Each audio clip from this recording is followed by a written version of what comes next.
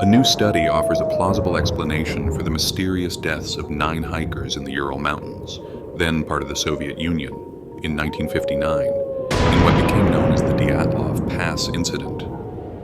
But was there a hidden mystery behind their deaths? In early October 2019, when an anonymous caller rang Johann Gaume's phone, he couldn't have imagined he was about to face one of Soviet history's greatest mysteries. The case was growing stranger by the minute.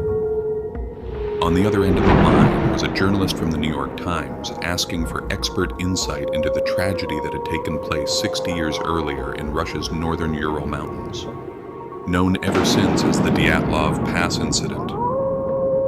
Was it a mystery or the truth? Johann Gaume, head of the Snow and Avalanche Simulation Laboratory, SLAB, at the Swiss Federal Institute of Technology in Lausanne, had never heard of the case before the Russian prosecutor's office reopened it from the Soviet archives. I asked the journalist to call me the next day so I could gather more information.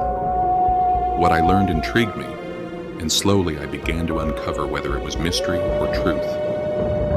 On January 27, 1959, a group of 10, mostly students from the Ural Polytechnic Institute, led by 23-year-old Igor Dyatlov, set out on a 14-day ski expedition to Mount Otorten in the northern Sverdlovsk Oblast of the Soviet Union.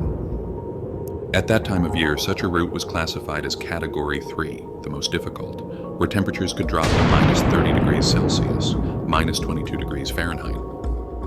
On January 28th, one member, Yuri Yudin, turned back due to illness. He would never see his classmates again.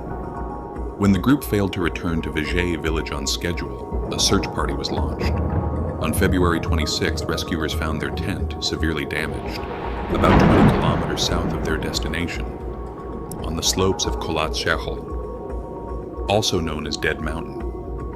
Their belongings had been left behind for reasons unknown. Was it an avalanche or a wild animal attack? The mystery deepened. Down the slope, beneath an old Siberian cedar tree, 2 bodies were found, dressed only in underwear and socks. 4 more bodies were discovered between the tent and the tree, likely having succumbed to hypothermia while trying to return to camp. The lack of clothing was puzzling. Had a storm or avalanche stripped them of it? It was suspicious. 2 months later, 3 more bodies, including Dyatlov's, were found buried beneath deep snow in a ravine. Several had severe injuries, crushed ribs and skull fractures. Had they fallen from a cliff during a storm? Or had an avalanche dragged them down? So what really happened? What was the truth behind the story? Let's find out together. What exactly happened? Soviet authorities launched an investigation into the Dyatlov Pass incident, but closed it 3 months later, concluding that a compelling natural force had caused the hikers' deaths. With no survivors, the events of the night of February 1st to 2nd remained shrouded in mystery, giving rise to countless theories, from a killer yeti to secret military experiments. Perhaps the truth was among them. This was the mystery that confronted Gaume. After the New York Times journalist called, I started writing equations and numbers on a board, trying to mechanically understand what could have happened, he said. When the reporter called back, I told him the group might have been buried by an avalanche while they were sleeping in their tent. This was considered the most plausible theory, and was later supported by the Russian prosecutor's office when the case was reopened in 2019 at the request of victims' families. Yet the lack of evidence and strange inconsistencies kept many Russians unconvinced. I became so intrigued that I decided to study the theory in depth, Gaume said. Then I contacted Professor Alexander Puzrin, deputy head of the Institute for Geotechnical Engineering at ETH Zurich, whom I had met at a conference in France a month earlier. French-born Gaume and Russian-born Puzrin examined newly declassified Soviet archives together. They also collaborated with other scientists to build analytical and numerical models that could reconstruct the avalanche, which may have caught the hikers off guard. The Dyatlov Pass mystery has become part of Russian folklore, Puzrin said. When I told my wife I would work on it, she looked at me with deep respect. I was especially eager since I had started studying slab avalanches 2 years earlier. My main research area is landslides, specifically what happens in the delay between their trigger and their collapse. According to Gaum and Puzrin, here's what happened in 1959. The hikers had cut into a snow-covered slope to pitch their tent, but an avalanche occurred several hours later. Gaum explained, the main reason the avalanche theory has not been fully accepted is that authorities never explained how it could have occurred. In fact, there were several objections. First, rescuers found no obvious signs of an avalanche.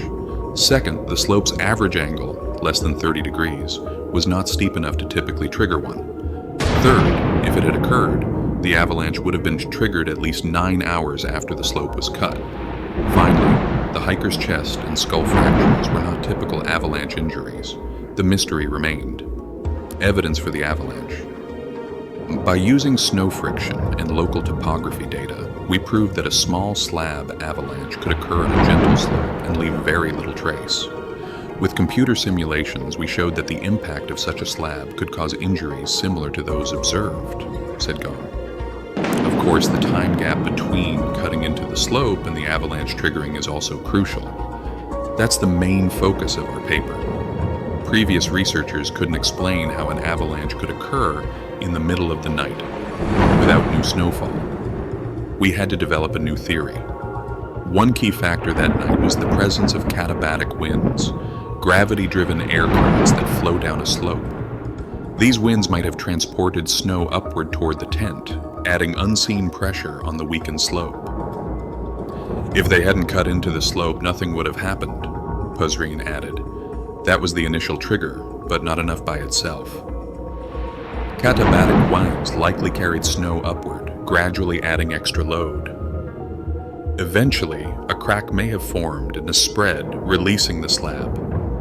Both scientists remain cautious, admitting that much about that night is still unknown. Puzrin concluded, the truth is nobody really knows what happened that night.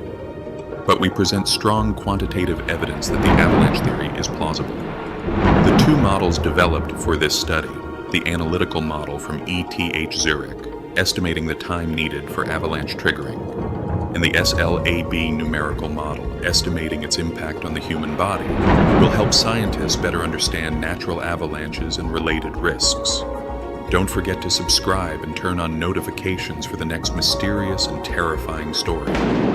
See you next time. Stay safe, and remember, you're loved.